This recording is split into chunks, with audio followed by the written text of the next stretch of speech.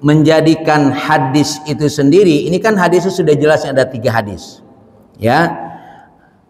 Tinggal nanti kan riwayatnya itu mengatakan mana yang lebih kuat. Itu saja bedanya. Ya. Para sahabat melihat dia ketika Rasulullah takbir, ada hadisnya. Makanya masing-masing kan biasanya saya bersolat bersama Rasulullah, berarti solat saya seperti solat Rasulullah. Yang lain hanya mendengar saja. Nah, ketika periwayatan hadis, bisa jadi ada periwayatan hadis yang terputus. Maka ketika terputus itu nilai hadisnya berbeda. Pertanyaannya, hadisnya benar atau tidak? Hadisnya bisa jadi benar, cuma periwayatannya yang berbeda. Di situ, Pak. Ya. Jadi kenapa hadis itu ada hasan, ada sahih, ada dhaif? Hadisnya bisa jadi benar, cuma proses periwayatannya tidak terlacak. Maka derajat hadisnya menjadi turun. Maka ada riwayat lagi. Satu hari, kalau nggak salah, dokter siapa itu, dia menulis skripsi, sedang menulis skripsi. Dia mendapatkan hadis. Hadis ini tidak ada penjelasannya. Hadis ini sebetulnya sahih, hasan atau tidak. Pokoknya tidak ada kualitasnya, tapi hadisnya ada.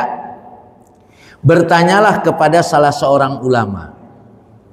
Lalu ulama bermimpi kaitannya dengan hadis itu. Nah, kalau itu memang di luar ilmu, Pak, ya maka akan terjadi seperti itu. Ya, dia ketika buat skripsi, disertasi, dia mendapatkan hadis, tapi hadis ini tidak ada penjelasan. Datanglah kepada orang soleh, bagaimana status hadis ini. Lalu orang soleh itu bermimpi hadis itu betul datang dari Rasulullah. Nah, kalau ini memang di luar, makanya terjadi hadis perbedaan itu karena memang sanadnya berbeda-beda. Jadi kalau nanti ini, kalau kita sudah meninggal semuanya nih, ya yang hidup tinggal cucu-cucu antum nih, nanti mereka ribut, ini yang dulu ketua DKM siapa? Tanya gitu. Kira-kira begitulah. Ya, mereka ingin tahu kan, dulu yang menjadi panitia masjid siapa? Sipulan. Nah, itu terjadinya seperti itu nanti. Maka akan terjadi berbeda. Itu contohnya Pak Toto begitu ya. Jadi tetap yang jelas kalau ada dalilnya itu bisa dijadikan referensi. Tapi kalau ada dalil yang lain, nah tinggal ketika ada dalil yang lain itu mana yang lebih kuat. Itu disebut dengan metode tarjih. Oh, ini bisa digabung, bisa diambil dua-duanya. Begitu. Itu dalam proses untuk memilih hadis, amma dengan thariqatul tarjih, amma thariqatul jam'i atau thariqatul nasakh. Itu untuk memastikan pilihan hadisnya. Begitu ya. Jadi yang jelas jangan dipahami Rasulullah pin-plan nih, enggak. Karena tidak mungkin terjadi, karena semua itu adalah dari wahyu.